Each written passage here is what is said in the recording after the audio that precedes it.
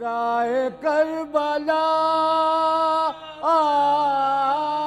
میں صدائے کربلا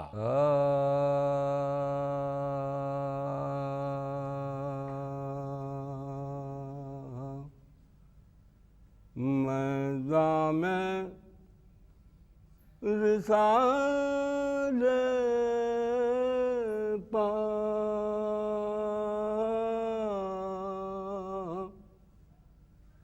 رسالے گئے اکبر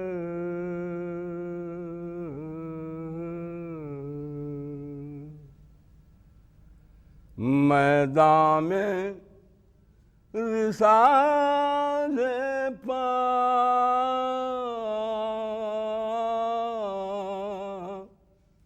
رسالے گئے اکبر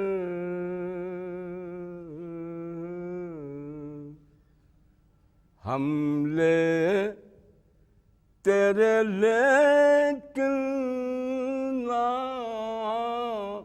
سنبھالے گئے اکبر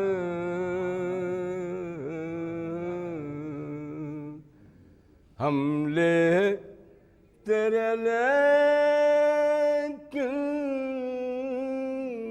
نہ سنبھالے گئے اکبر میدان میں رسالے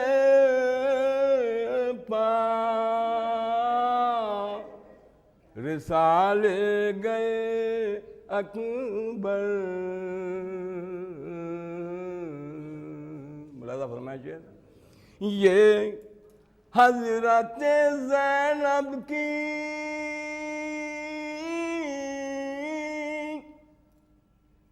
ریاضت کا اثر تھا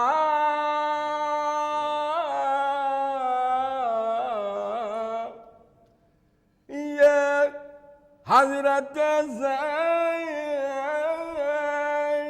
کی ریاضت کا اثر تھا شبیر کے مقصد کو بچا لے گئے اکبر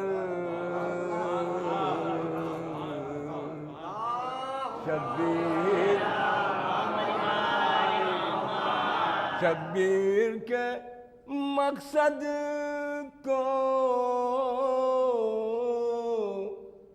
بچا لے گئے اکبر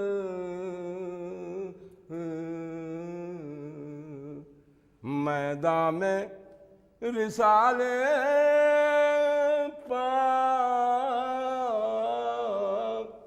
رسالے گئے اکبر صاحب نظر آتے ہیں شعر کہ ہر ایک پیغمبر کی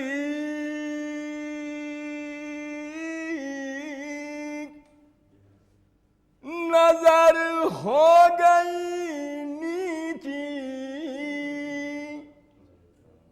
ثانی میں سمجھا فرمائیں گے ہر ایک پیغمبر کی نظر ہو گئی نیچی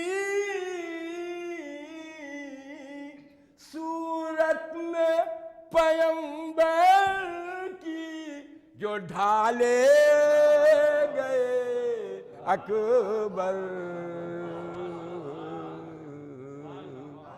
صدائے کربلا وہ تخت و تاج تیرا ستمگار کیا ہوا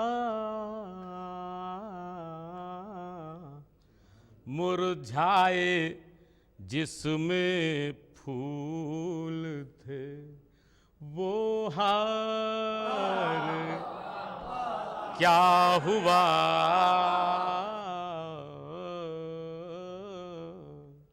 اور اب تک حسینیت کے محل ہیں کھڑے ہوئے. یہ امام باڑوں کی شکل میں خاص طور سے دیکھیے گا کہ اب تک حسینیت کے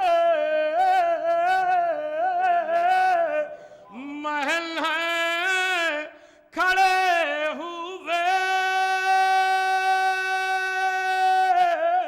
تیرا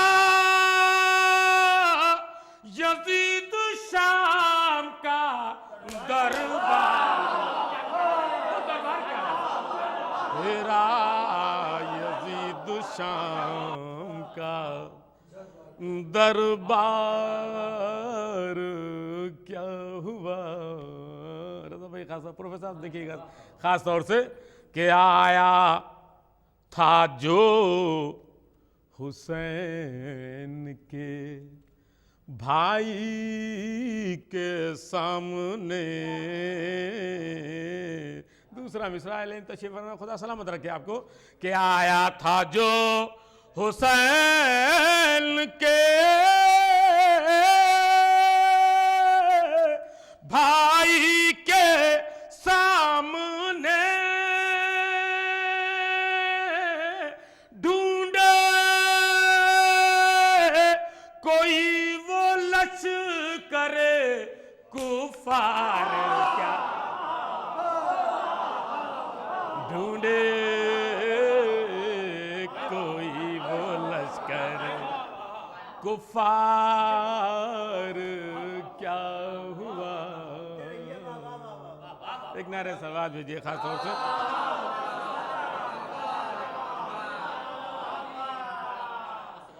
کہ زہراؤ مصطفیٰ کی کمائی ہے کربلا. خاص طور سے زہرا مرتضیٰ کی کمائی ہے کربلا. خالق نے خاص کر کے بنائی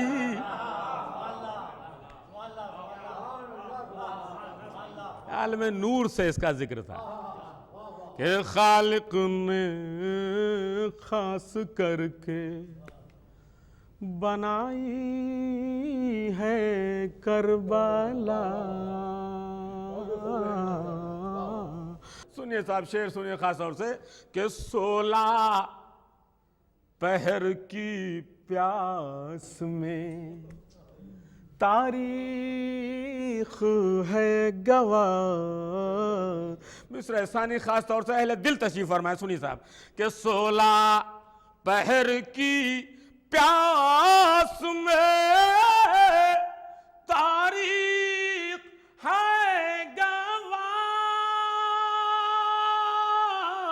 اصغر نے تیر کھا کے بچائی. اصغر نے تیر کھا کے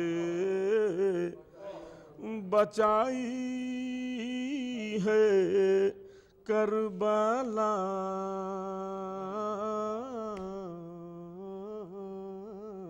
اور یہ شعر بھی خاص طور سے کہ دل جھک رہا ہے سجدہ خالق کے ساتھ ساتھ. اہل تشریف فرمائے خاص طور سے مصرع کی قدر فرمائیے کہ دل جھک رہا ہے سجدہ خالق کے ساتھ ساتھ. یہ مجھ کو کس عروج پہ لائی اور عاشور کی صبح سے اسد وقت شام تک، عاشور کی صبح سے اسد وقت شام تک، بھائی بہن نے مل کے بچائی ہے کربلا، بھائی بہن نے مل کے بچائی ہے کربلا۔ کربلا میں داخلِ شاہدیں ہوا، دشتے بلا نمونہ خلد بری ہوا، سر جھک گیا فلک کا یہ اوج زمیں ہوا، اور خورشید محو حسن حسین حسین ہوا، پایا فروغ نیر دین کے ظہور سے، اور جنگل کو چاند لگ گئے چہرے کے نور سے۔ صلوات محمد۔ بولے فرس کو روک کے شاہ فلک وقار، منزل پہ ہم پہنچ گئے احسان کردگار، آگے نہ بڑھائے کوئی یہاں سے راہوار، یہ وہ زمیں ہے جس کے لیے دل تھا بے قرار، قربان اس مکان سعادت نشان کے، پایا در مراد بڑی خاک چھان کے، پایا در مراد بڑی خاک چھان کے، اترا یہ کہہ کے کشتی امت کا ناخدا، جتنے سوار تھے وہ ہوئے سب پیادہ پا، حضرت نے مسکرا کے یہ ایک ایک سے کہا، دیکھو تو کیا ترائی ہے کیا نہر کی فضا، بیت ملاحظہ دیکھو تو کیا ترائی ہے کیا نہر کی فضا، اکبر شگفتہ ہو گئے صحرا کو دیکھ کر، عباس جھومنے لگے دریا کو دیکھ کر، بولے یہ اشک بھر کے شہنشاہ سربلند، کیوں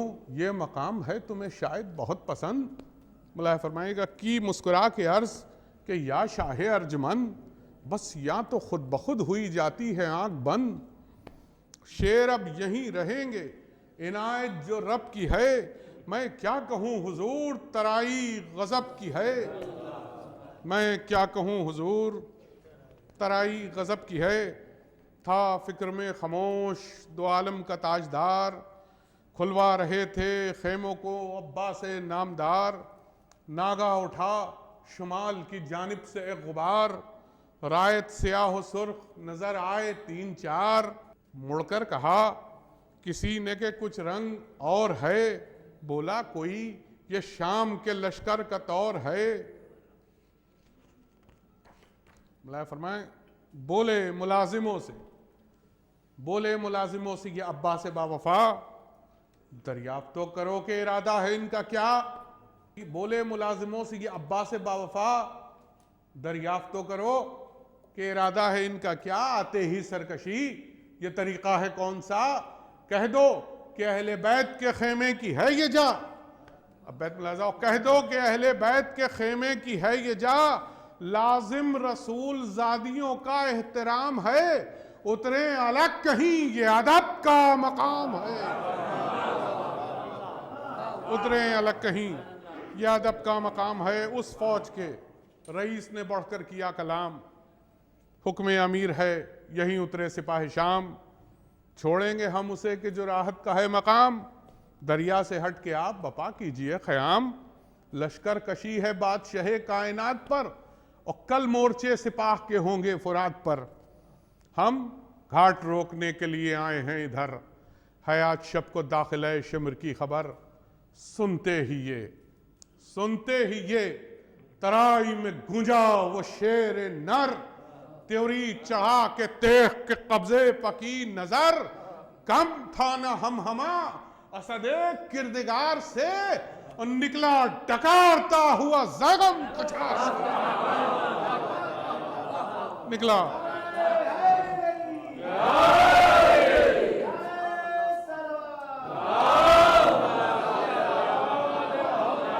غصے میں رکھ کے دوش پر شمشیر برق دم، لہذا کہ نعرہ کیا اسد نے کہ تم سے ہٹیں گے ہم.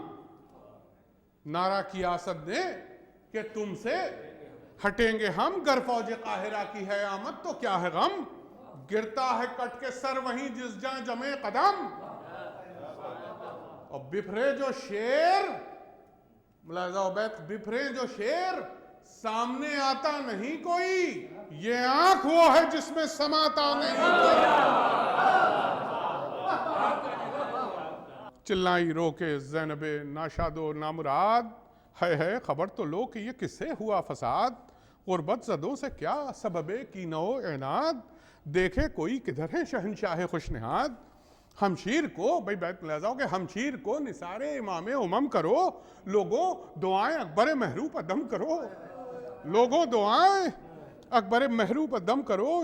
یہ بات کہہ کے رونے لگی خواہر امام, عباس ادھر غضب میں بڑھے سوئے فوج شام.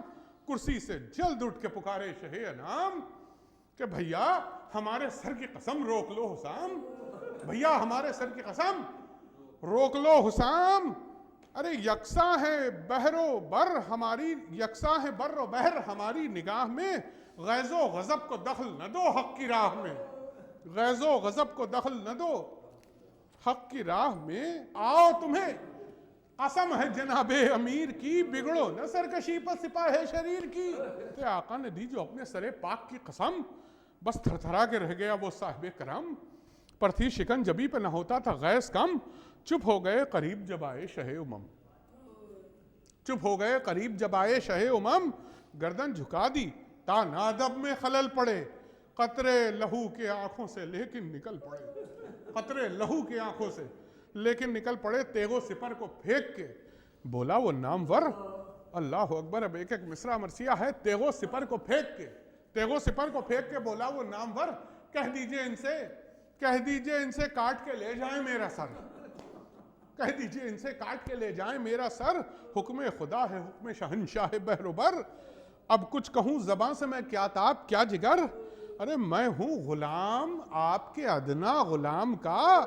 آقا چھٹا مصرع سنے گا ارباب اعزا, میں ہوں غلام آپ کے ادنا غلام کا. آقا مجھے خیال تھا بابا کے نام کا, آقا مجھے خیال تھا بابا کے نام کا. اترے گی آقا مجھے خیال تھا بابا کے نام کا. گردن میں ہاتھ ڈال کے حضرت نے یہ کہا, کیوں کانپتے ہو غیظ سے بھائی, یہ کیا, لو اب اٹھاؤ تیغ و سپر, تم پر میں فدا, دریا کو تم تو لے چکے.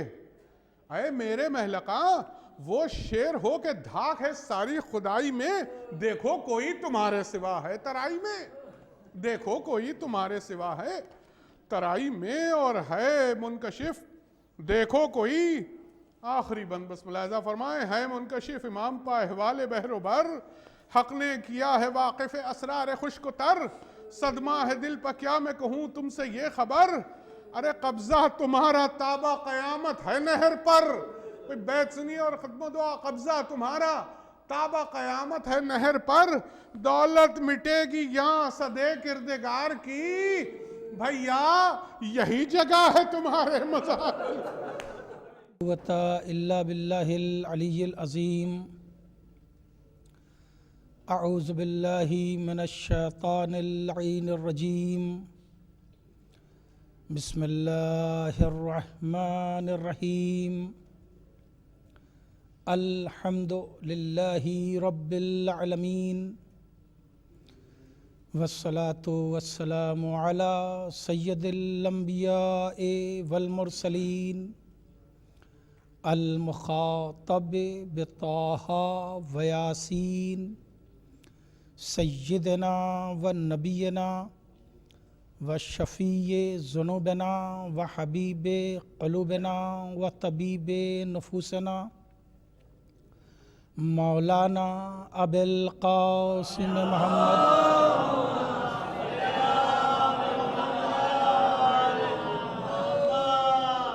و آلہ الطیبین الطاہرین المعصومین المنتجبین الغر المیامین, ولعنت اللہ علی اعدائہم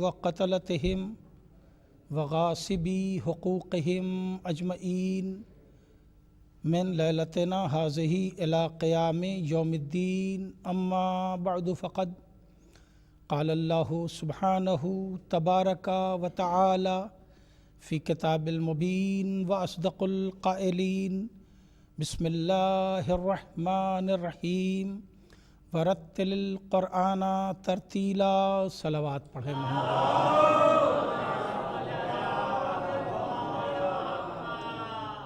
इज़ान मोहतरम,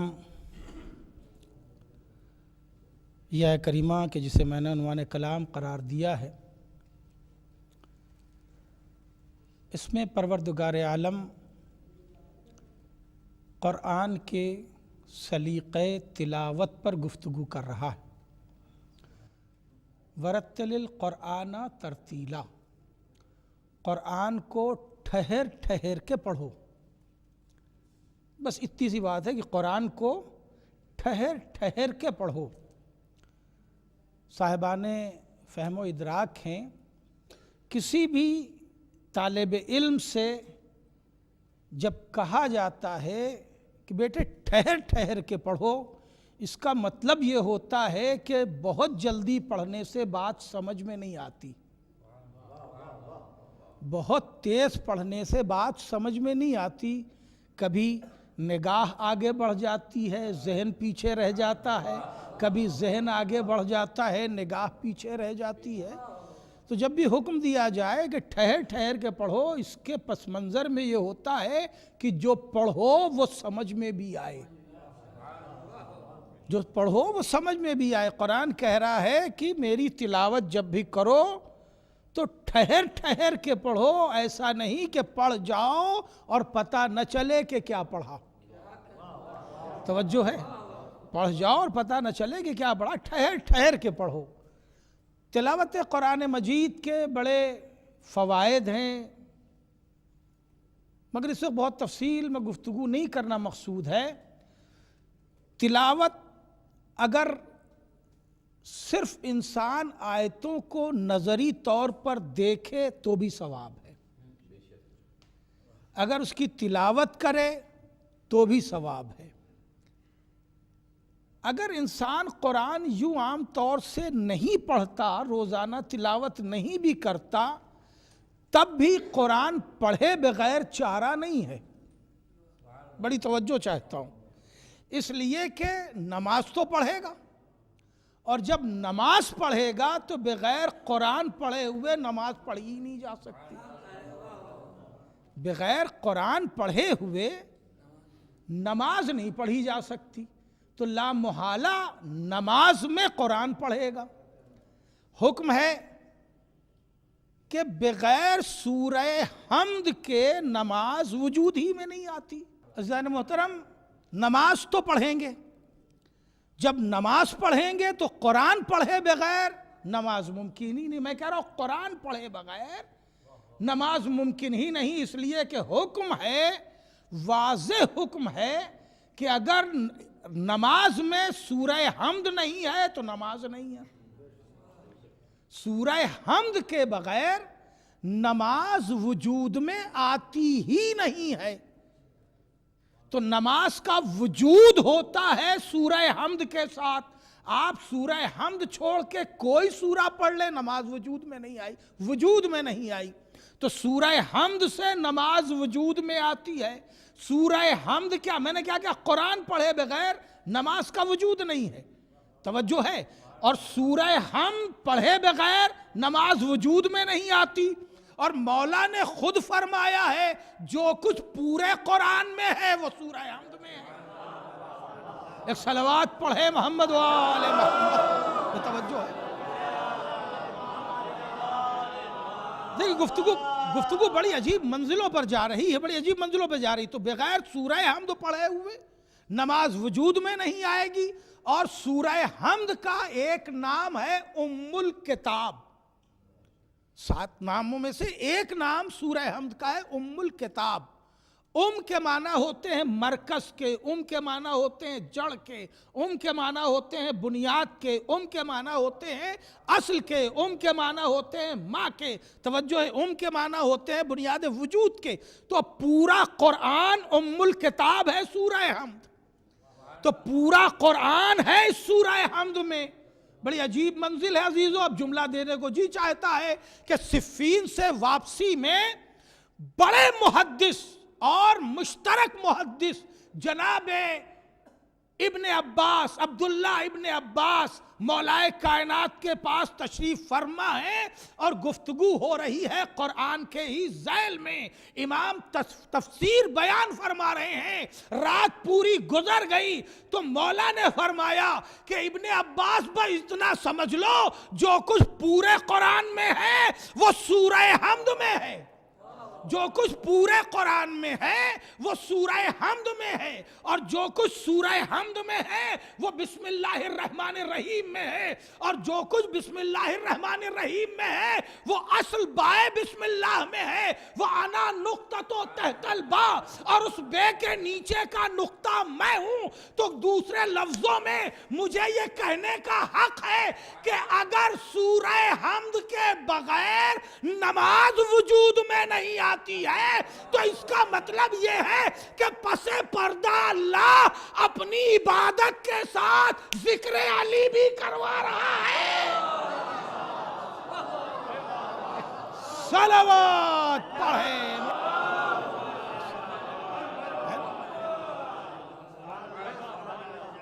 17 رکعتوں میں سے 10 رکعتیں جس میں سورہ حمد پڑھنا ہی پڑھنا ہے.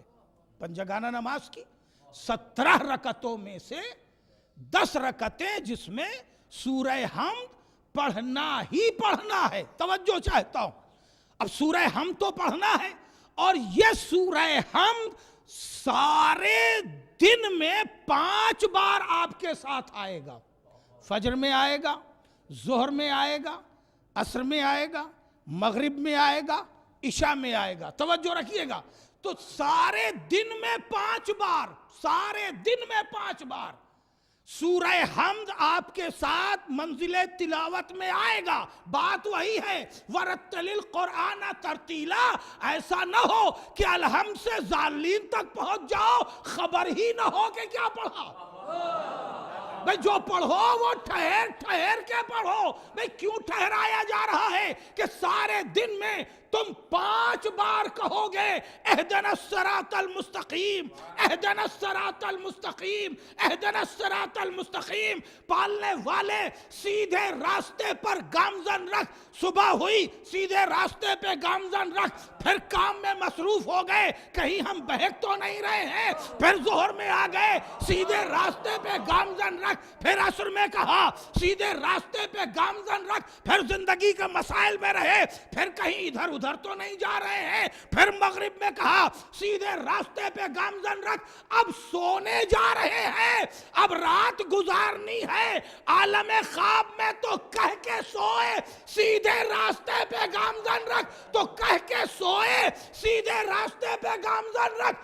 اٹھے تو پھر کہا سیدھے راستے پہ گامزن رکھ. تو ہر وقت ایک ہی دعا ہے سیدھے راستے پہ گامزن رکھ. ابن عباس سے بھی مروی ہے، ابو ہریرہ سے بھی مروی ہے، سیدھے راستے پہ گامزن رکھ. سارے دن کہلایا جا رہا ہے. اور ابن عباس کہتے ہیں کہ صراط علی حق، علی کا راستہ ہی حق ہے. بھائی توجہ ہے.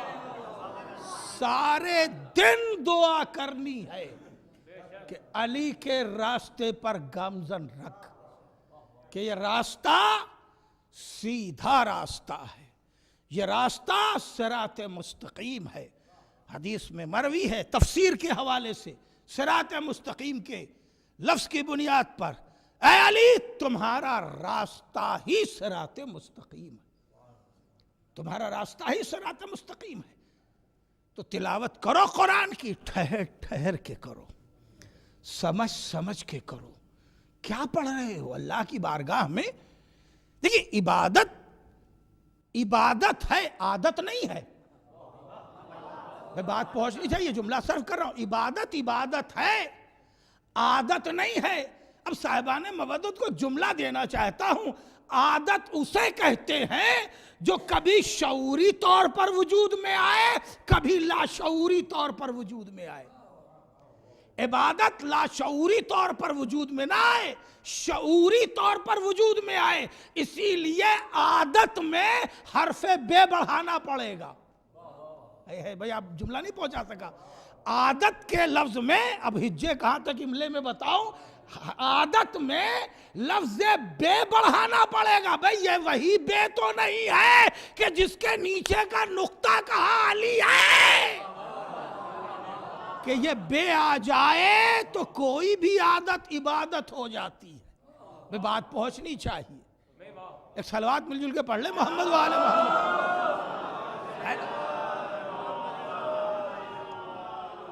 تو عبادت بنے گی جب شعوری طور پر وجود میں آئے۔ شعوری طور پر جب وجود میں آئے گی تو یہ حکم نافذ ہوگا، ورتل القرآن ترتیلا، قرآن کو ٹھہر ٹھہر کے پڑھو۔ صرف سورہ حمد کی تلاوت کر لی، قرآن پڑھ رہے ہیں آپ، نماز میں قرآن پڑھ رہے ہیں، صرف سورہ حمد کی تلاوت کر لی تو کیا نماز ہو گئی پہلی رکعت؟ آپ کسی سے بھی فتویٰ لے لیں، نہیں ہوئی۔ اب اس میں آپ کو ایک سورہ کوئی اور جوڑنا تو پڑھنا پڑا نا قرآن۔ اب بغیر قرآن پڑھے ہوئے تو نماز نہیں ہوگی۔ اب ایک سورہ کوئی جوڑے، اب یہ آپ سمجھیں کہ مجھے کون سا سورہ جوڑنا چاہیے، پابندی نہیں لگائی قرآن نے۔ صاحبان فکر و نظر ہیں، میں جملہ صرف کرنا چاہتا ہوں، اور جہاں تک بات پہنچ رہی ہے وہ پہنچے۔ اللہ نے اب پابند نہیں کیا، دیکھیں سورہ حمد میں پابند کیا تھا۔ ہمیں اپنی عبادت کا مزاج نہیں معلوم ہے، ہمیں اپنی عبادت کے فوائد نہیں معلوم ہے، اس لیے کہ ہم عبادت کو بھی کہیں کہیں عادت بنا رہے ہیں۔ عادت نہ بنائیے۔ اب پابندی، حمد کے لیے پابندی لگائی، کیوں؟ اس لیے کہ اس میں مسئلہ ہے اہدنا الصراط المستقیم، یہ دعا کرتے رہو۔ اب دوسرا سورہ آزاد چھوڑ دیا، اب تم جو سورہ چاہو اس سورے کو اس میں شامل کر لو۔ سورہ کوثر پڑھ لو، سورہ توحید پڑھ لو، سورہ نصر پڑھ لو، اب جو سورہ چاہے پڑھ لو۔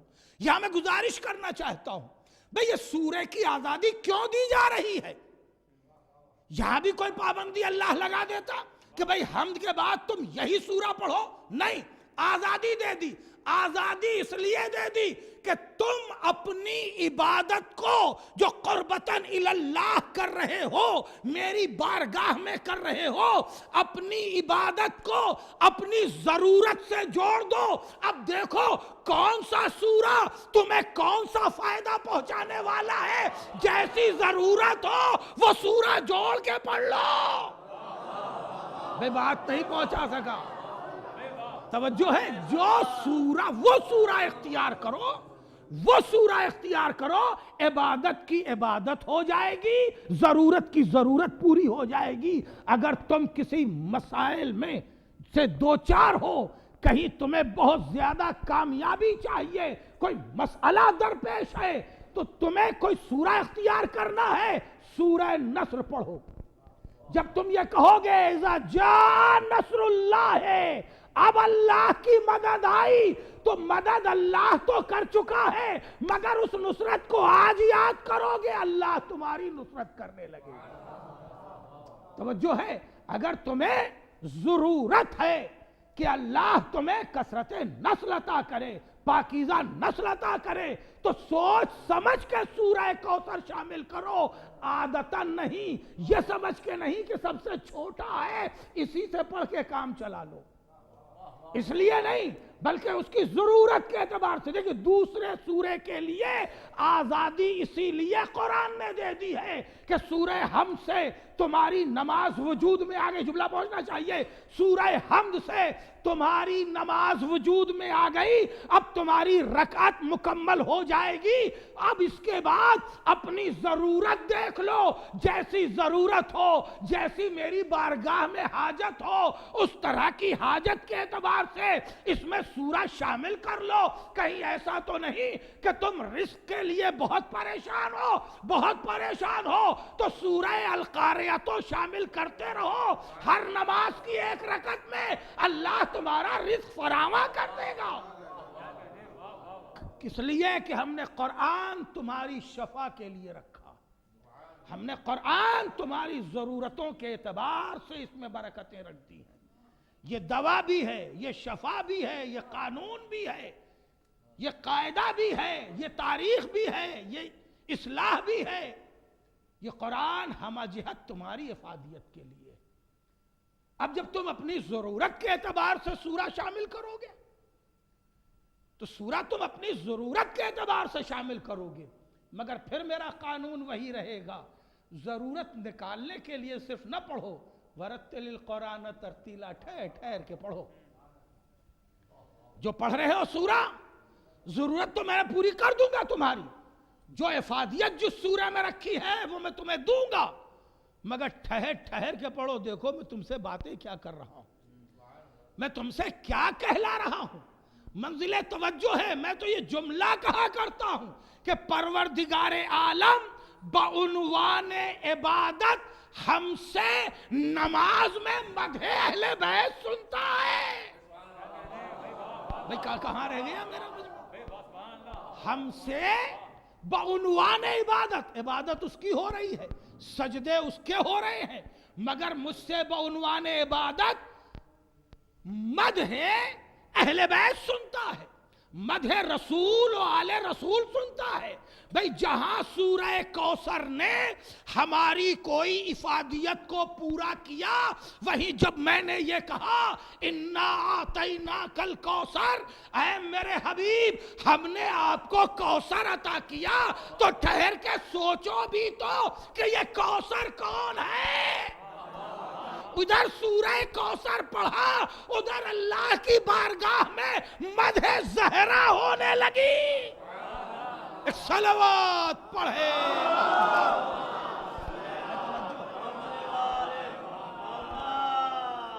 ابھی آپ نے ایک نماز پڑھی، ایک نماز آپ نے ابھی چند دنوں پہلے پڑھی ہے. اس نماز میں وہ سورے نہیں پڑھے گئے جو آپ روزانہ پڑھا کرتے ہیں. پڑھے گئے؟ نہیں پڑھے گئے. اس میں جو 2 سورے پڑھے گئے وہ سورے بالکل ہماری عادت سے مختلف سورے تھے. کیوں پڑھے گئے بھائی؟ ہم روزانہ جو نماز صبح کی 2 رکعت میں پڑھتے ہیں، ہم وہی سورہ کیوں نہ پڑھ لیں؟ کہا نہیں، ہم نے مخصوص نماز رکھی ہے فطر و قربان کی، تو تمہارے لیے مخصوص سورہ بھی رکھ دیا ہے. ضروری نہیں ہے کہ تم یہی پڑھو، لیکن یہ پڑھو گے تو تمہیں بونس دے دیں گے. میرے کہنے پہ، میرے بتانے پہ، میرے رسول کے، میرے حبیب کے بتانے پر، معصومین کے بتانے پہ اگر تم یہ سورہ اختیار کرو گے، ان 2 رکعتوں میں ہے 2 ہی رکعت، نماز صبح کی طرح پڑھی جا سکتی ہے. لیکن نہیں، سورہ بدل دیا گیا. کیوں بدل دیا گیا؟ تاکہ ٹھہر ٹھہر کے پڑھو. تم نے میرے بتائے سورے کو اختیار کیا ہے تو ہم تمہیں اس کا ثواب دے دیں گے زیادہ. مستحب کر دیا ہے تو روزانہ کے ثواب میں مزید بڑھا کے دے دیں گے. لیکن پڑھنا تو سنبھل کے پڑھنا، ترتیل سے پڑھنا، ٹھہر ٹھہر کے پڑھنا، اور جب پڑھنا تو سوچنا ضرور. ٹھہرایا اسی لیے گیا ہے کہ تم کچھ سوچو. اب ذرا سوچ لیجئے، 2 سورے ہیں، ایک ہی سورے پہ تھوڑی گفتگو کیے لیتا ہوں. عید الفطر کی 2 رکعت میں سورہ والشمس پڑھا جاتا ہے. بسم اللہ الرحمن الرحیم. والشمس وضحاہا والقمر اذا تلاہا، سورج کی قسم اور اس کی ضیاباری کی قسم. قرآن مجید میں دوہری قسم ایک ہی جگہ بہت کم ہے، جس میں یہی سورہ خصوصیت سے ہے، جس میں دوہری قسم کی کئی آیت ہے. توجہ ہے. والشمس وضحاہا والقمر اذا تلاہا، سورج کی قسم اور اس کی ضیاباری کی قسم، چاند کی قسم اور اس کے سورج کے پیچھے پیچھے آنے کی قسم. توجہ ہے. اب یہ ایک آیت لے لیجئے صرف. یہ بتائیے قسم کھانے کا مزاج کیا ہے؟ توجہ. قسم کھانے والا اس کی قسم کھاتا ہے جو اس کی نگاہ میں یا تو محترم ہو یا محبوب ہو. بات پہنچ رہی؟ یا محترم ہو یا محبوب ہو. ماں باپ کی قسم کھاتا ہے اس لیے کہ ماں باپ اس کی نگاہ میں بہت باعزت، بہت محترم ہے۔ اولاد کی قسم کھاتا ہے اس لیے کہ اولاد بہت محبوب ہے۔ یہاں قسم اللہ کھا رہا ہے، والشمس وضحاہا، سورج کی قسم اور اس کی ضیاء باری کی قسم۔ اب اللہ سے کوئی زیادہ محترم نہیں، تو اب قسم کا مزاج احترام کی بنیاد نہیں ہوگا، کوئی شے ہے ہی نہیں اس سے زیادہ محترم، اس لیے کہ وہ ہر شے کا خالق ہے۔ اب دوسری چیز ہے محبوبیت، کہ وہ شے اس کے لیے بہت محبوب ہو، بہت توجہ۔ تو اب اللہ نے اپنی محبوبیت کا اظہار تو کیا ہے، تو کیا سورج بہت محبوب ہے؟ مگر اب آپ قرآن اٹھا کے دیکھیے، اللہ کو اپنی مخلوق میں سب سے زیادہ پسند انسان ہے۔ سورج کے لیے نہیں کہا کہ میں نے اسے بہت اچھا بنایا ہے، کہا ہے تو انسان کے لیے کہا ہے۔ لَقَدْ خَلَقْنَا الْإِنسَانَ فِي أَحْسَنِ تَقْوِيمٍ، ہم نے انسان کو بہت اچھا بنایا ہے، مگر اس انسان کی کوئی قسم نہیں ہے۔ اس کا مطلب یہ ہے کہ یہ قسم جو سورج اور چاند کی ہے، یہ قسم ہے استعاراتی، اس میں کوئی میٹافر لیا گیا ہے، کوئی استعارہ لیا گیا ہے۔ تو وہ استعارہ ہے کیا؟ اب جب استعارے کی بنیاد پر دیکھتے ہیں تو دنیا کا ادب الگ ہے، قرآن کا مزاج الگ ہے۔ دنیا، پوری دنیا کی ہر زبان کے ادب کے حوالے سے بات کر رہا ہوں، ہر زبان کے ادب کے حوالے سے بات کر رہا ہوں۔ دنیا کی ہر زبان کے ادب میں چاند کو حسین کہا گیا ہے، قرآن نے حسین نہیں کہا۔ بے بات پہنچنی چاہیے۔ قرآن نے چاند کے حسن کی تعریف نہیں کی ہے، چاند کے حسن کی تعریف نہیں کی ہے۔ اور سورج کے حوالے سے کہا گیا تو والشمس وضحاہا، سورج کی قسم اور اس کی چمک کی قسم، اس کی ضیاء باری کی قسم۔ کس کی مجال ہے کہ جو سورج کی چمک کو دیکھ سکے؟ بے توجہ ہے؟ تو سورج کی قسم اللہ کھا رہا ہے اور کسی میں دیکھنے کی مجال نہیں ہے کہ ان کھلی آنکھوں سے اس کی ضیاء باری دیکھ سکے، جبکہ وہ نصف النہار میں چمک رہا ہو، پوری چمک پھیلا رہا ہو۔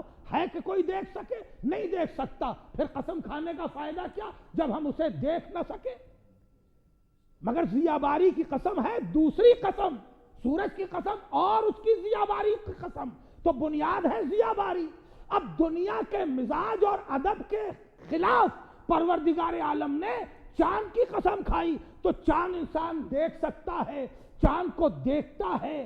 14ویں کے چاند کی ایک للک ہوتی ہے، توجہ ہے، عید کے چاند کی ایک للک ہوتی ہے، مگر چاند کے نہ حسن کی قسم کھائی ہے، نہ اس کے 29 اور 30 کے پیدا ہونے کی قسم کھائی ہے، نہ 14ویں کے چاند کی قسم کھائی ہے، بلکہ قسم کھائی تو والقمر اذا تلاہا، اس چاند کی قسم ہے۔ لفظ سنیے، اس چاند کی قسم ہے جو سورج کے بلا فصل بعد آئے، جو بلا فصل بعد آئے، جو فوراً بعد آئے، وہی چاند ہے لائق قسم۔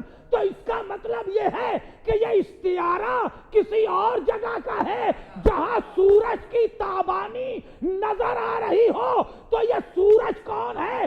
سورج ہے ذات ختمی مرتبت اور تابانی ہے خطبہ غدیر۔ کیا سن رہے ہیں آپ؟ سورج ہے ذات ختمی مرتبت، ذات ختمی مرتبت سورج ہے، اور ضیاء باری ہے، کیونکہ ضیاء باری دکھے نہیں تو قسم بیکار ہے، تو ضیاء باری ہے وہ خطبہ غدیر رسول جو نصف النہار میں چلچلاتی دھوپ میں رسول پیش فرما رہے ہیں اور زمانہ سن رہا ہے۔ تو سورج کی قسم اور اس کی ضیاء باری کی قسم، والشمس وضحاہا یعنی رسول کی قسم اور ان کے خطبہ غدیر کی قسم، اور اب چاند کی قسم کھائی گئی، والقمر اذا تلاہا، اور چاند کی قسم جو رسول کے پیچھے پیچھے آئے۔ یہ منظر وہی ہے جب رسول جھکے اور علی کو بازوؤں سے پکڑ کے بلند کر دیا۔ چاند کی قسم اور اس کے پیچھے پیچھے بلا فصل آنے کی قسم۔ یہ استعارے ہیں غدیر کے، جسے ہم سورہ شمس کہتے ہیں. یہ پڑھایا اسی لیے جا رہا ہے کہ نماز میں پڑھو تاکہ وہ منظر یاد رہے، منظر فراموش نہ ہونے پائے. ایک سورے میں اللہ ہم سے کتنی باتیں کر لیتا ہے، کتنی باتیں کر لیتا ہے. کہاں سے چلی بات؟ والشمس وضحاہا سے. پھر سنے دوسری قسم، وہ بھی بہت عجیب سی، ونفس وما سواہا. یہ بھی دوہری قسم ہے، نفس کی قسم اور اس کی زینت کی قسم. سوچتے رہیے گا، کوئی سوال دے جاؤں؟ نفس کی قسم اور اس کی زینت کی قسم. ونفس وما سواہا، نفس کی قسم اور اس کی زینت کی قسم. اتنا زینت دار نفس ہے، مگر موت بھی اسی نفس کے لیے لکھی گئی. کلو نفس ذائقۃ الموت. اتنا سجا سنورا ہوا، اللہ کا سنوارا ہوا ہے. وَنَفْسٍ وَمَا سَوَّاهَا، نفس کی قسم اور اس کی زینت کی قسم. اور موت پھر اسی کے لیے بھی رکھ دی گئی. کلو نفس ذائقۃ الموت کا صرف نفس کے لیے موت ہی نہیں رکھی گئی، اسے میں نے سجایا ہے تو یہ لائق معیار ہوگا، بے معیار نہیں ہوگا. موت اسی کے لیے رکھی ہے، سجایا اسی کو ہے. تو سودا بھی جسم اور روح کا نہیں، نفس کا سودا ہوگا. وَمِنَ النَّاسِ مَن يَشْرِي نَفْسَهُ ابْتِغَاءَ مَرْضَاتِ اللَّهِ. شب ہجرت سودا بھی جو ہوگا وہ اسی نفس کا ہوگا. وَمِنَ النَّاسِ مَن يَشْرِي نَفْسَهُ ابْتِغَاءَ مَرْضَاتِ اللَّهِ وَاللَّهُ رَءُوفٌ بِالْعِبَادِ. اور وہ کہ جو اپنا نفس بیچ کے اللہ کی مرضی خریدتے. تو سودا کاہے کا ہوا؟ نفس کا ہوا. نفس اتنا محترم ہے. یہی سورہ شمس ہے اور یہیں سے گفتگو تمام کروں گا. سجایا کیوں ہے، سنوارا کیوں کر ہے؟ ارشاد ہوتا ہے فَأَلْهَمَهَا فُجُورَهَا وَتَقْوَاهَا. دیکھیں یہ آپ سے نماز پڑھائی جا رہی ہے اور اللہ آپ سے باتیں کر رہا ہے. ہم نے ایسا تو نہیں کر دیا نماز کو کہ شروع کیا اور ختم کر دیا، پتہ بھی نہیں کیا کہا کیا نہیں کہا. ٹھہر ٹھہر کے پڑھو، سمجھو ہم تم سے کیا باتیں کر رہے ہیں. میں نے تمہارے نفس کی قسم کھائی، اس لیے کہ یہاں وَنَفْسٍ وَمَا سَوَّاهَا، نفس کی قسم عمومی ہے اور اس کی زینت کی قسم. کیوں؟ فَأَلْهَمَهَا فُجُورَهَا وَتَقْوَاهَا. میں نے اسی نفس کو بتایا تھا کہ اچھائیاں کیا ہیں اور برائیاں کیا ہیں. اسی نفس کو بتایا تھا فَأَلْهَمَهَا فُجُورَهَا وَتَقْوَاهَا قَدْ أَفْلَحَ مَنْ زَكَّاهَا. اگر اس نے نفس کو پاک رکھا تو کامیاب ہے. وَقَدْ خَابَ مَنْ دَسَّاهَا، اور وہ ناکام ہے جس نے اس نفس کو گندا اور پلید کر دیا. سمجھ گئے تم کہ تمہیں کس طرح جینا ہے؟ ٹھہر ٹھہر کے پڑھو، بہت مزہ آئے گا. تمہیں نمازوں میں مزہ آئے گا، تلاوت میں مزہ آئے گا، حاجت روائی تمہاری یہ قرآن کرے گا، اور سب کے ساتھ ساتھ ذکر اہل بیت ہوتا رہے گا. میں جس بات کو آپ تک پہنچا رہا تھا، آپ کہیں گھبرا کے تو نہیں سن رہے تھے کہ یہ جو نماز ہے اس میں اللہ ہم سے کئی زاویوں سے ذکر اہل بیت کراتا ہے. بھئی یہ عجیب سا اور آخری زاویہ ملاحظہ فرما لیں. اب چھوٹے سے سورے میں قرآن ایک بڑی سی داستان چھیڑ دیتا ہے، بڑی سی داستان چھیڑ دیتا ہے. چھوٹا سا سورہ ختم ہونے کے قریب ہے، بہت سارے معاملات پر گفتگو کرتے کرتے اب قدرت نے آواز دی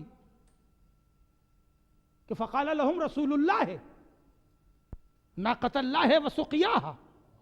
دیکھو ایک امت تھی جس سے ان کے رسول نے یہ کہا تھا کہ یہ اللہ کا ناقہ ہے، اللہ کی اونٹنی ہے، اس کو پانی پلاؤ. دیکھیں دو ایک آیت میں ایک بڑا واقعہ قوم صالح کا، قوم سمود کا. فقال لهم رسول اللہ، اس قوم سے ان کے رسول نے کہا ناقۃ اللہ، یہ اللہ کا ناقہ ہے. بھئی اگر آپ گھبرا کے نہیں سن رہے تو میں جملہ دینا چاہتا ہوں. کیا قرآن کہہ رہا؟ ناقۃ اللہ ہے، یہ اللہ کی اونٹنی ہے. تو یہ بتائیے کون سی اونٹنی ہے جو اللہ نہیں پیدا کرتا؟ کیا سن رہے ہیں بھئی؟ توجہ ہے، جتنی اونٹنیاں اللہ نے ہی تو پیدا کی ہیں، بنیاد اللہ ہی کی تخلیق تو ہر ایک کے ساتھ ہے، تو ہر اونٹنی تو اللہ پیدا کرتا ہے. بھئی اس ایک اونٹنی کے ساتھ کیوں کہا جا رہا ہے ناقۃ اللہ ہے، یہ اللہ کی اونٹنی ہے؟ کیا اللہ اسے نعوذ باللہ چارہ دیتا ہے، پانی دیتا ہے، چراتا ہے، دودھ دوہتا ہے؟ کیا کرتا ہے جو یہ اللہ کی اونٹنی ہے؟ اس ایک ناقہ صالح کے لیے قرآن ہے. یہ روایت نہیں عزیزو، آیت ہے کہ اسے آپ ضعیف اور قوی کہیں. یہ آیت ہے، ہر قرآن میں موجود ہے. ہر گھر میں قرآن وہی 30 پاروں کا ہوتا ہے جو موجود ہے. غور کیجئے گا، ناقۃ اللہ ہے، یہ اللہ کی اونٹنی ہے. روئے زمین پر کروڑوں اونٹ موجود ہیں، مگر ایک اونٹ ہے جس کے لیے کہا جا رہا ہے یہ اللہ کی اونٹنی ہے، جو بچے کے ساتھ ہے، جو دودھ دیتی ہے، جو زمین ہی کا کھاتی ہے، زمین ہی کا پانی پیتی ہے، اسی جلد کی ہے، یہی کے اونٹوں کے رنگ کی ہے، یہی کے اونٹوں کی عادت کی ہے، اسی شکل و شباہت کی ہے، مگر ایک اونٹنی ہے جس کے لیے کہا جا رہا ہے یہ اللہ کی اونٹنی ہے. بھئی یہ کیوں اللہ کی اونٹنی ہو گئی، ناقۃ اللہ کیوں ہو گئی؟ کہا اس لیے کہ یہ کسی اونٹنی کے فارم میں نہیں پیدا ہوئی ہے، یہ فارم ہاؤس کی نہیں ہے، بلکہ پہاڑ شگافتہ ہوا ہے اور یہ اونٹنی برآمد ہوئی ہے. توجہ ہے، تو ایک غیر فطری طریقے سے یہ اونٹنی برآمد ہوئی، یعنی پہاڑ پھٹا اور اس سے اونٹنی برآمد ہو تو وہ اونٹنی ہے اللہ کی اونٹنی. اگر کعبے کی دیوار شگافتہ ہو اور کوئی برآمد ہو تو وہ ید اللہ کیوں نہیں ہے، عین اللہ کیوں نہیں ہے؟ فم اللہ صلوات پڑھے. توجہ ہے،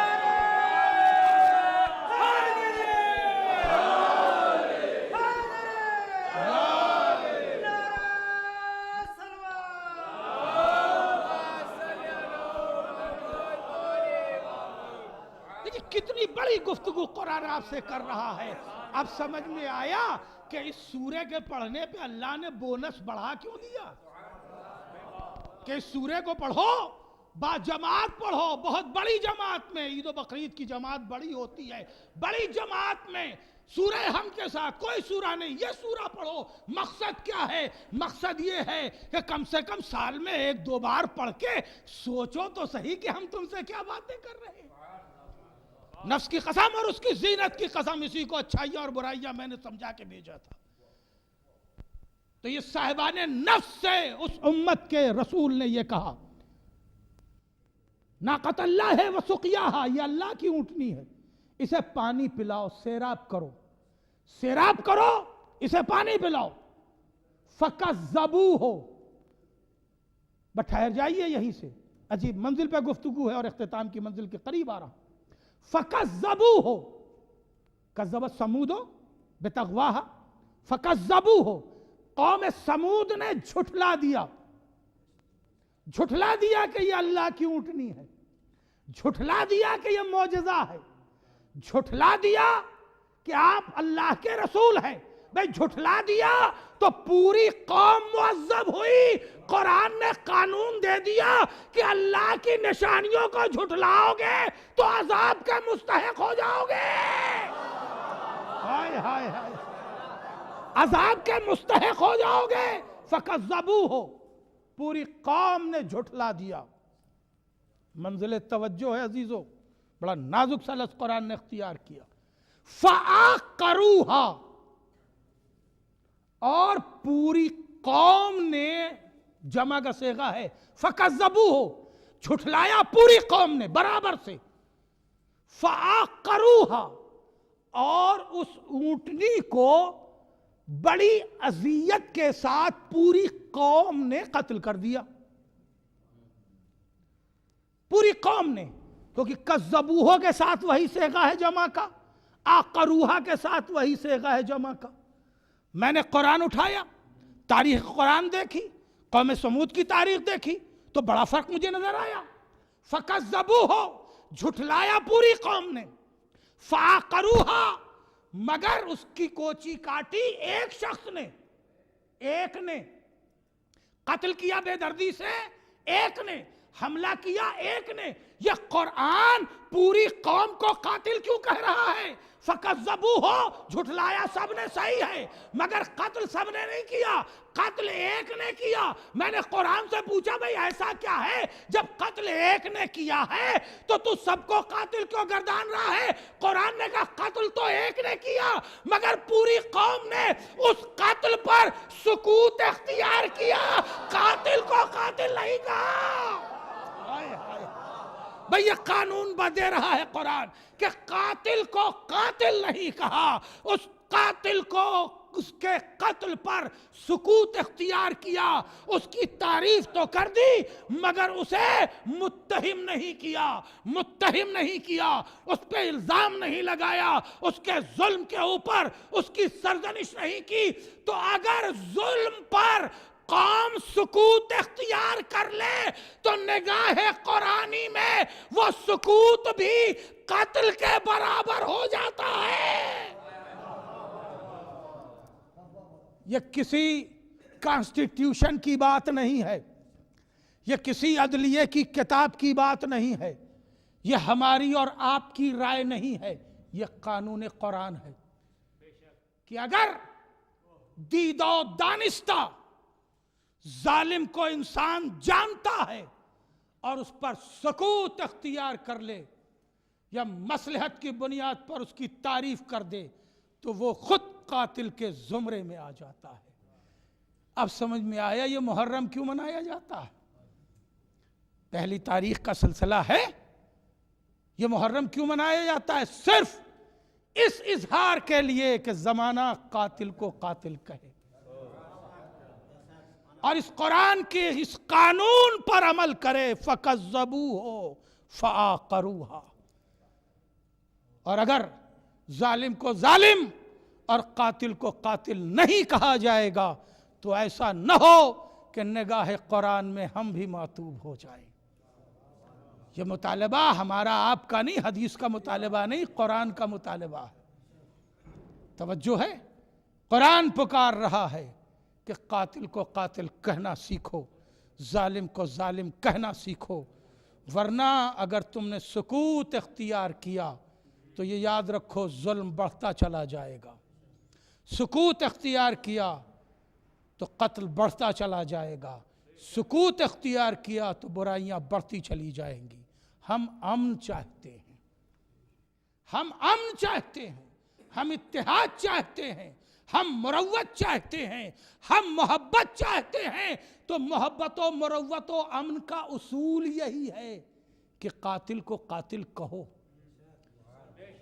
ورنہ بدامنی پھیلے گی، ورنہ برائی پھیلے گی۔ زمانہ حقیقت قرآنی سے ناآشنا ہوتا جا رہا ہے۔ خدا کی قسم امام نے بھی یہی اقدام کیا تھا جب مدینے سے چلے تھے حضور، تو ایک دو نہیں، راوی، محدث، عظیم صحابہ امام کو گھیرے ہوئے کھڑے ہیں، مولا آپ مدینہ کیوں چھوڑ کے جا رہے ہیں؟ کہا اصلاح امت کے لیے جا رہا۔ قاتل کو قاتل کہنا پڑے گا، ظالم کو ظالم کہنا پڑے گا، اور اگر نہیں کہو گے تو پوری دنیا بدامن ہو جائے گی، پوری دنیا بے امن ہو جائے گی۔ حسین نکلے، عزیزو، حسین 2 محرم کو کربلا پہنچے۔ حسین علیہ السلام 2 محرم کو کربلا پہنچے ہیں۔ ابھی پہلی محرم تک تو راستے میں ہیں، مگر حسین کے ساتھ کرب بھی آ گیا، بلا بھی آ گئی۔ بلا امتحان کو کہتے ہیں، کرب دل کی اذیت کو کہتے ہیں۔ کرب و بلا جہاں امتحان بھی ہے اور دل کی اذیت ناکی بھی ہے۔ حسین کے ساتھ قبل کربلا کرب نے بھی استقبال کیا، بلا نے بھی استقبال کیا۔ عزیزو، امتحان حسین کا زمین کربلا سے پہلے یہ تھا کہ سینکڑوں مشکیں پانی ہر کے لشکر کو پلا دی گئی، جبکہ حسین کا استقبال کربلا کی تشنگی کرنے والی نگاہ امامت دیکھ رہی ہے، مگر اخلاق رسول پر چلنے والا اسے یہ گوارا نہ تھا کہ ہمارے پاس پانی ہو اور کوئی انسان پیاسا رہ جائے۔ عزیزو، محبت اور امن کا پیغام حسینیت جس طرح دے سکتی ہے اور کون دے سکتا ہے؟ اخلاق رسول کا پیرو دشمن ہے، گھیرے ہوئے ہے، گرفتار کرنے کے نام پر آیا ہے، لجام فرس پر ہاتھ ڈال دیا ہے، پھر بھی حسین آواز دے رہے زہیر زہیر ان پیاسوں کو پانی پلاؤ، بھیا عباس مشکیزیں کھول دو، میرے مولا آپ کے پاس جو پانی موجود ہے وہ ختم ہو جائے گا، آپ کربلا پہنچیں گے تو آپ کو کنارے پر فرات کے رہنے نہ دیا جائے گا۔ کہا میں ہر امتحان دینے کو تیار ہوں مگر انسانیت کو قتل نہیں ہونے دوں گا، آدمیت کو فنا نہیں ہونے دوں گا، مروت کو نیست و نابود نہیں ہونے دوں گا، پلاؤ پانی۔ حسین پانی پلاتے رہے اور بلا کا، امتحان کا مرحلہ طے کرتے رہے۔ یہ ہے امتحان کا استقبال۔ اور عزیزو، کرب کا استقبال حسین کا وہ چہیتا بھائی جو حسین کے ساتھ علی کی نگاہوں کے سامنے پلا تھا، جسے مسلم ابن عقیل کہتے ہیں، جو حسین کا چہیتا بھی تھا، میرے مولا کا سفیر بھی تھا، اس کے قتل نے استقبال کیا، اس کی شہادت کی خبر نے استقبال کیا۔ حسین ابھی کربلا پہنچے بھی نہیں ہیں کہ اپنے چہیتے بھائی کے قتل کی خبر سنی ہے، جس قسطوں میں سنی ہے، بڑا کلیجہ چاہیے اس کرب کو برداشت کرنے کے لیے۔ امام راہ کوفہ کی طرف گامزن ہے کہ ادھر ایک سواری نظر آئی، کہا ذرا معلوم تو کرو کہ یہ آنے والا کہاں سے آ رہا ہے۔ اس نے کہا مولا میں کوفے سے آ رہا ہوں۔ کہا کچھ میرے بھائی مسلم کی خبر ہے؟ اس مسافر نے کہا مولا جنگ جاری تھی جب میں نکلا ہوں، مسلم گھیرے جا چکے ہیں، پہلا مرحلہ کرب کا طے ہوا۔ دل نے کہا پالنے والے میرے سفیر کی خیر ہو، کہ پھر کچھ دیر بعد دوسرا مسافر نظر آیا، کہا میرے بھائی کی خبر ہے؟ کہا مولا اتنا جانتا ہو مسلم گرفتار کر لیے گئے، دارالعمارہ لے جائے گئے، ابن زیاد کا ظلم جاری ہے۔ اگلا مسافر ملا، اس نے کہا مولا مسلم قتل کر دیے گئے، ان کا لاشا کشا پھرایا جا رہا ہے۔ میرے مولا ہر کرب کا استقبال کر رہے۔ جزاکم ربکم خیرن جزا۔ عزادارو، امام کو جب شہادت مسلم کی خبر ملی، امام خیمے میں تشریف لے آئے، ایک چھوٹی سی مسند بچھائی، اس کے اوپر بیٹھ گئے، آواز دی بہن زینب ذرا مسلم کی بچی کو لے آنا۔ دختر مسلم لائی گئی، سکینہ کے برابر کی یہ بچی ہے۔ حسین نے اسے لیا، زانو پہ بٹھایا، سر پر محبت سے ہاتھ پھیرنے لگے۔ بنی ہاشم کے گھر کی بچی سمجھ گئی، ہاتھوں کو جوڑا، آقا میرے بابا کی خیر تو ہے۔ کہا میرے لال باپ کا پرزہ قبول کر، حسین موجود ہے۔ سمجھدار بچی تھی، آقا سے لپٹ گئی، میرا بابا دنیا میں نہ رہا۔ میرے مولا بڑی تسلی دے دی، بڑی تشفی دے دی، بڑی ڈھارس مل گئی۔ مولا کہیں یہ منظر سکینہ تو نہیں دیکھ رہی ہے؟ اگر منظر سکینہ نے دیکھا تو آپ کے بعد جب شمر تماچے مارے گا، سکینہ کو بڑی یاد آئے گی، کوئی میری یتیمی پہ ترس۔ غرا نے کہا ہجر میں اپنے نام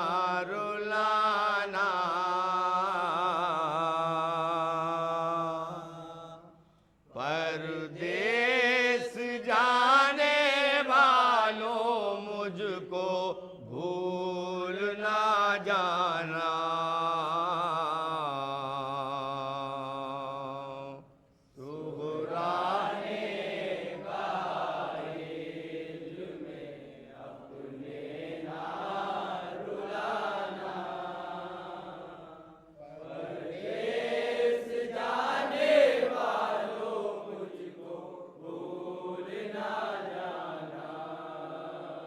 کچھ روز سے بدلا نظر آتا ہے زمانہ پردیس جانے والوں مجھ کو بھول نہ جانا.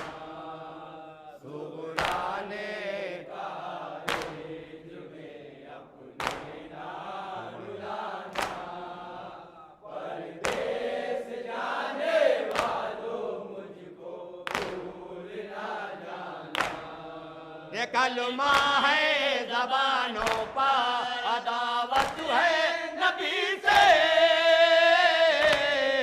بدلے نہ لے دنیا کہیں اولاد علی سے. بدلے نہ لے دنیا کہیں اولاد علی سے. ڈرتی ہوں کہ تلوار کوئی بدلے نہ زمانہ. پردیس جانے والوں مجھ کو بھول نہ جانا. صغرا نے کہا ہمیں اپنے نہ رلانا. پردیس جانے والوں مجھ کو بھول نہ جانا. یہ گھر میرا مسلمانوں سے دیکھا نہیں جاتا. انجان سا لگتا ہے مجھے سارا مدینہ. انجان سا لگتا ہے مجھے سارا مدینہ.